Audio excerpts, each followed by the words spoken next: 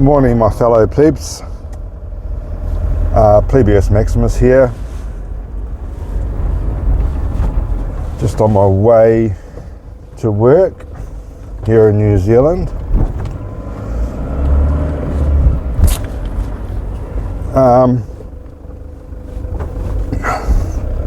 What I want to discuss this morning is a bit of a follow-up from my previous video, in which I talked about the state of what's happening in the UK and obviously by extension what's happening in the entire West. We all have our little pockets of problems. Cost of living is, quite frankly, fucking horrendous. There seems to be things to the current system or way in which we do things seems to have run its course. I mean, the financial system is literally a Ponzi scheme that relies on the injection of more debt in order to keep going, and people have just reached their limits of debt that they can take on. Debt works if you have growth, but obviously you can't have unlimited growth. So when the growth stops, the debt stops, and if the debt stops, then the cycle stops. And yeah, so it's just it's basically a mathematical certainty that a debt-based system of usury will fail at some point. I mean, all currency systems fail. All of them have. I think the average lifespan of a currency is 50 years, so you know, we're kind of reaching our upper limits of that around the West. So I mean, they'll probably try and do creative means to keep it going, but at some point it's going to fail. And I don't know, making firm predictions. So obviously I'm just a pleb, so I could be wrong. But anyway, my intuition tells me that things are fundamentally broken, and when things are fundamentally broken, at least if you don't address those fundamentals, then you're effectively driving off a cliff. I think intuitively that's where we are at the moment, which leads to the point of, what do we do about it? Is Evil right? Do we just have to, sorry, Volta, or however you want to pronounce it, is he right? Are we just in, things are cyclical and we just have to ride the tiger, so to speak?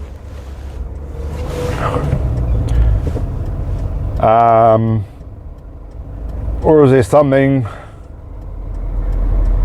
that we can do as a collective or as individuals in order to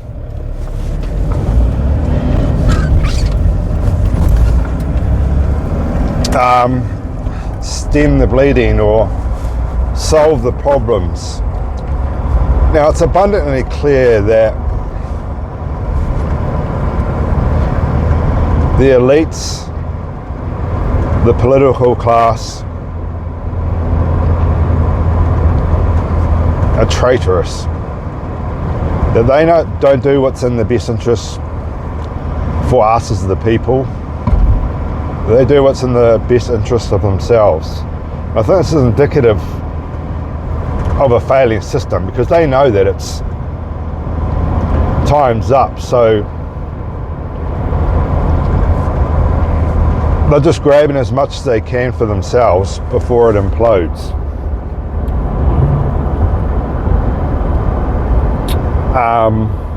I just think that's where we're at. So the question is, what do we do as plebs, as a normal person who doesn't hold any real power in the world, doesn't have any political power? Do we try and break into the system and form our own political parties and try to fix the system from within?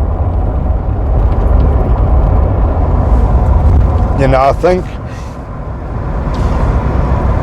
because of the fact that democracy is an illusion, you may be able to do that in order to enforce concessions. So you may get some minor wins around the fringes through politics, but ultimately the powers that be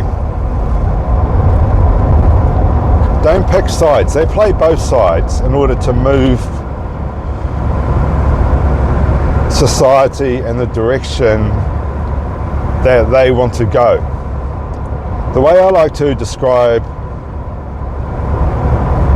how the world truly works is simply that, to use an analogy, is Game of Thrones was a documentary. Game of Thrones is real life. Now, obviously not the actual characters, but the same setup applies in the modern world with regards to how the world is run. You have elites around the world. There is no one ruler or one family or one country or one institution that has power. There's many. I mean, they're few with regards as a percentage of the population, obviously. But there's various different groups, and they're all fighting for their control behind the scenes. And sometimes they get along. You know, in order, because that's what's best for tactically for them, or to move towards their interest. And sometimes they fight each other and they form alliances and what have you. But that's the true nature of the world. These people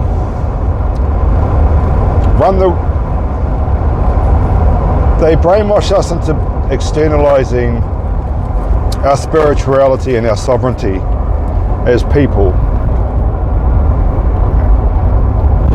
And that gets us all seeking outside of ourselves. And once they do that, once you believe that, fundamentally they own you, because it's a carrot and stick tactic. Once you're searching outside of yourself, they just dangle that carrot. Once they can dangle the carrot and you'll follow it,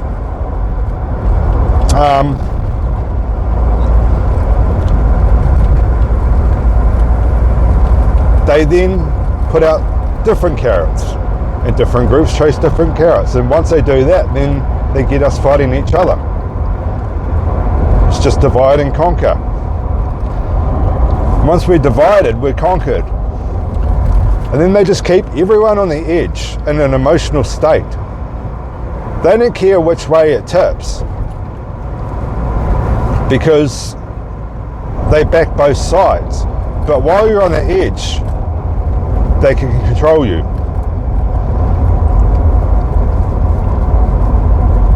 That's why they don't like people who are individually sovereign, people who are stoic and unemotional.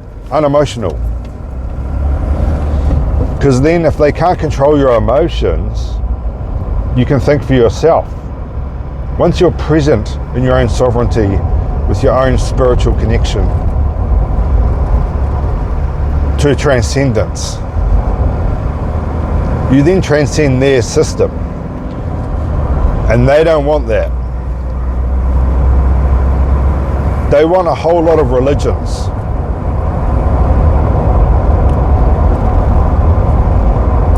So then they can pit the religions against each other in order to keep the division going.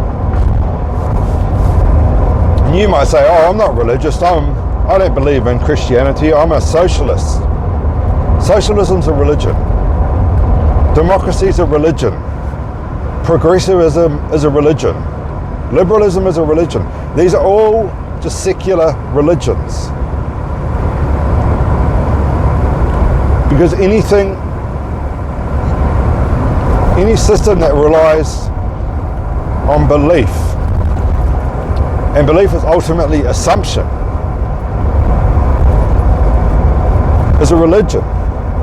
If your assumption leads you to see that something that isn't working, or believe that something that isn't working is somehow magically working, then you're religiously captured. I don't understand how people can't see this. You know, if your religion is democracy or socialism, then you know your church is the government, your priest is the prime minister or your favourite political person. So the only way out of this is why protesting doesn't really work. In fact, they love it when you protest because it proves their point. You know, if the left and right thing is bullshit, right? But you know, if the right doesn't protest, if the right just does as they're told, yeah, we won, we beat the right. Well, if the right protests, see, look, there they are, they're the bad people. And the same with the left, both sides. That's how they trap you in the dialectic of playing their game. Because once you're playing their games, you're trapped in their systems. So the only way out I can see is to go no contact.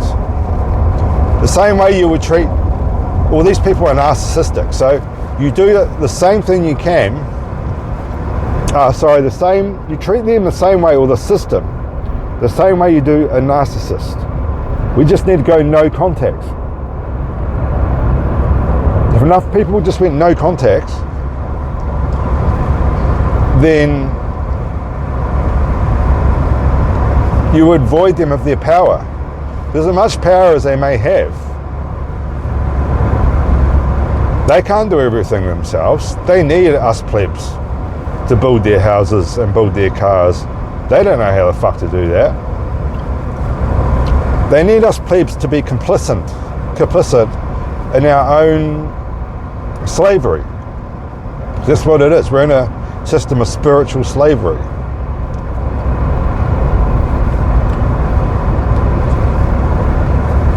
And financial slavery.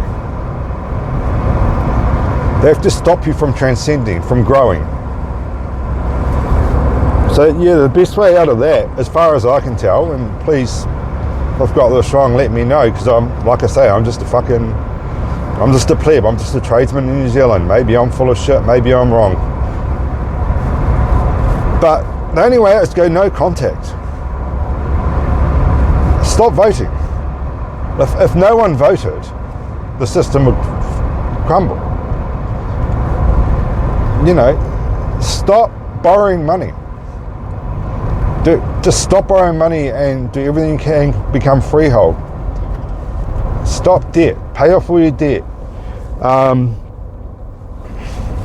mean, hell, if enough people stop paying their mortgages, you know, stop paying your mortgage. That's a hard thing to do. I don't expect people to do that, but stop participating. And you do that relatively peacefully. You don't have to make a big hoo-ha about it. Just withdraw from society. Only engage in society to the extent that you have to in order to, you know, pay your bills or what have you. Get out of the dating. If you're single, get out of the dating game. Don't communicate with them. Don't argue with them. Get out of the arguing game. Because again, it's not they don't care who's right or wrong. They just want you arguing. Because once you're on that emotional knife edge, they've got you. So just stop arguing. Stop participating on X or Twitter, whatever you want to call it, on Facebook. Stop feeding it. Stop feeding the ether.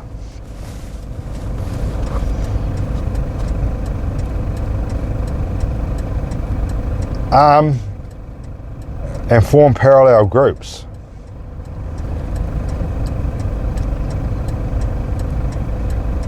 Maybe you do that by starting your own communities, or maybe through local politics, maybe your local councils, or take control of your local council, or do as much as you can locally, firstly within yourself, and then extend that out to your family, then your community, to just get out of the system.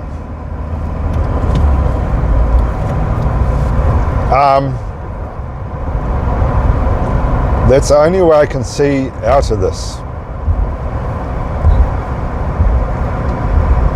Because as long as you're on their board, you're fucked. They control the board, they control the rules. So as long as you're trapped in their dialectic or their frame or their context, they're always going to have a hold over you. That's going to require everyone to wake up.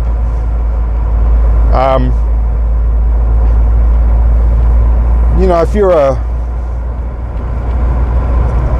and that includes people who work for the government. I mean, if you're a policeman in the world, you have agency. We need to stop this. Oh, they told me to do it, so I did it because it's part of my job. So no, if a law is immoral, then don't act upon it. You don't have to make a big fuss. But if you're a policeman, you don't have to follow an immoral law or treat people immorally. You don't. You can have agency. And if they put the pressure on you or fire you for being moral, then so be it.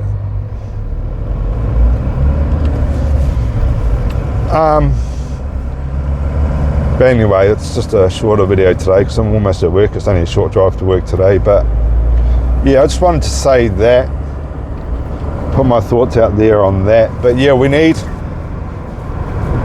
a divorce. And we need to try to do it.